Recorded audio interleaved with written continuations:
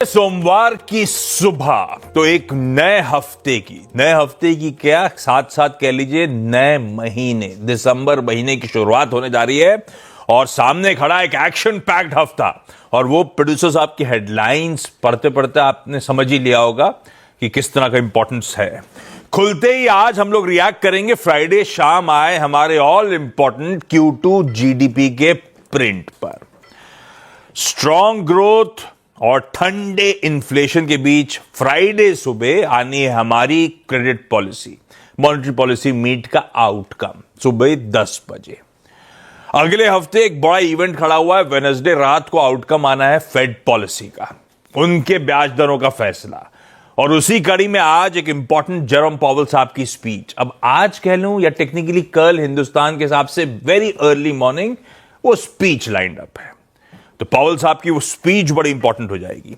अच्छा, आज auto sales के नंबर्स के अलावा दो और चीजें होंगी जो इस हफ्ते आप रडार पर रखिए या आज फोकस में रखिए। पार्लियामेंट का आज से विंटर सेशन शीतकालीन सत्र की शुरुआत होने जा रही है, आगे डिटेलिंग करूंगा उसकी मैं। और साथ साथ इस हफ्ते एक और इंपॉर्टेंट चीज है, Russian president Vladimir Putin India visit. Friday को पीएम मोदी और पुतिन साहब के बीच में वो बायलैटरल मीटिंग सामने खड़ी है। उस इवेंट पे भी आई एम श्योर हम ही नहीं पूरी दुनिया नजर रखेगी।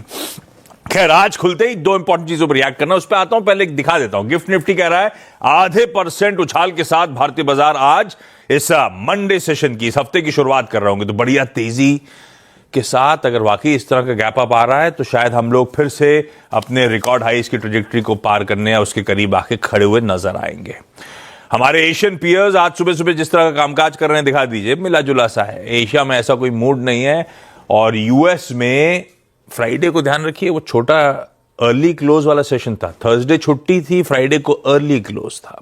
उस अर्ली क्लोज में खैर बढ़िया करके गए वो लोग, आधे से 2/3% उछाल के साथ यूएस के मार्केट्स में कामकाज हुआ।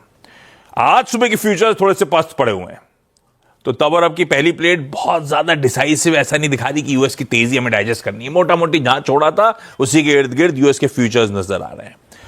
तो फिर अकेला निफ्टी क्यों इस तरह की तेजी दिखा रहा है, गिफ्ट निफ्टी से इस तरह के क्यूज क्यों आ रहे हैं, उसके पीछे एक ही रीजन इस समय समझ पड़ता है, क्योंकि हम खुलते ही अपने उस फ्राइडे शाम को आए जीडीपी के नंबर्स पे रिएक्ट करने जा रहे हैं।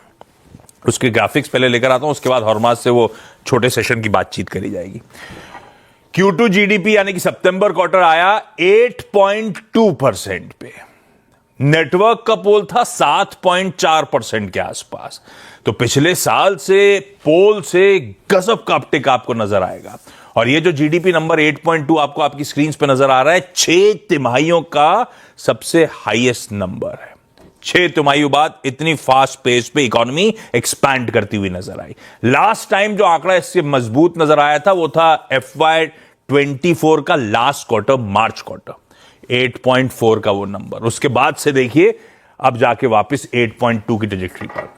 और कहां से ये सॉलिड नंबर्स आए, जीडीपी 8.2 पे है, जीवीए 8.1 के आसपास है। ठीक है, तो जीवीए के थ्रू समझ लेते हैं सर्विसेज और मैन्युफैक्चरिंग। सर्विसेज 9.2% का जंप, मैन्युफैक्चरिंग 9.1% का जंप।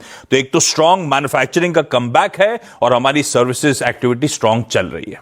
ये दो रीजन सबसे इंपॉर्टेंट जिसके चलते इस तरह का नंबर। Q1 में 7.8%, Q2 में आ गई 8.2, यानी कि पहली छमाही में हमने 8% की जीडीपी डिलीवर कर दी है।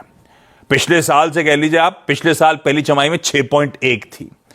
तो है एक तो लो बेस का इफेक्ट है, वो लो डिफ्लेटर की कहानी है, लेकिन अपने आप में उसके बावजूद उसको एडजस्ट कर लूं तो भी जीडीपी के नंबर स्ट्रांग है। अच्छा, ज्यादातर इकोनॉमिस्ट, ज्यादातर पॉलिसी मेकर्स को पढ़िए तो वो एक्सपेक्ट कर रहे हैं Q3 में भी जीडीपी अच्छा रहेगा, क्योंकि पोस्ट जीएसटी रैशनलाइजेशन फायदा कंटिन्यू हो रहा होगा।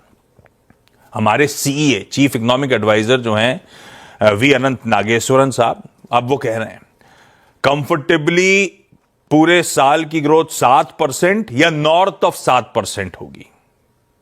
ये FY26 की कहानी। हां, इन आंकड़ों में एक चीज पेंच फंस रहा है, बस वो है नॉमिनल जीडीपी का। क्यू ऑन क्यू गिर गई 8.8 से 8.7%। ये इंडिया इंक के लिए, हमारे देश में इंडिया इंक की ईपीएस ग्रोथ के लिए ये दिक्कत वाली, प्राइवेट केपेक्स के लिए खराब खबर, गवर्नमेंट टैक्स कलेक्शन के लिए खराब खबर, पर वो अभी बाजार इस पर ज्यादा तवज्जो नहीं देगा। नॉमिनल जीडीपी एक सरदर्द थोड़ा सी लिंगरिंग बन रही है, अदरवाइज जीडीपी के नंबर से कोई कंप्लेंट नहीं। और एक क्या कहते हैं, बिल्कुल आरबीआई जैसा चाहता है, ग्रोथ चली जा रही है, ओवरशूट कर रही है, इन्फ्लेशन अंडरशूट कर रहा है। तो बड़ा स्वीट स्पॉट पे हमारे रिजर्व बैंक और एमपीसी बैठा हुआ है।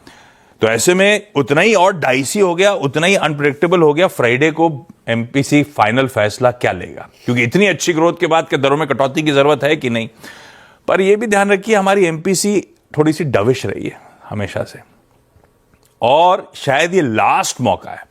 इसके बाद जिस सीरीज का बेस बदल जाएगा, बजट आ रहा होगा, ना जाने अगले साल की शुरुआत में क्या क्या हो रहा होगा, तो मुश्किल हो जाएगा। इसीलिए अभी भी जब मैं रिपोर्ट्स पढ़ रहा हूं तो ज्यादातर रिपोर्ट्स का टिल्ट ये अभी भी मान रहा है कि 25 बेसिस पॉइंट शायद फ्राइडे को दरों में कटौती एमपीसी डिलीवर कर जाए इस अच्छी ग्रोथ के बावजूद। इस नंबर पर रिएक्शन गिफ्ट निफ्टी दिखा रहा है आपको 0.5% का उछाल।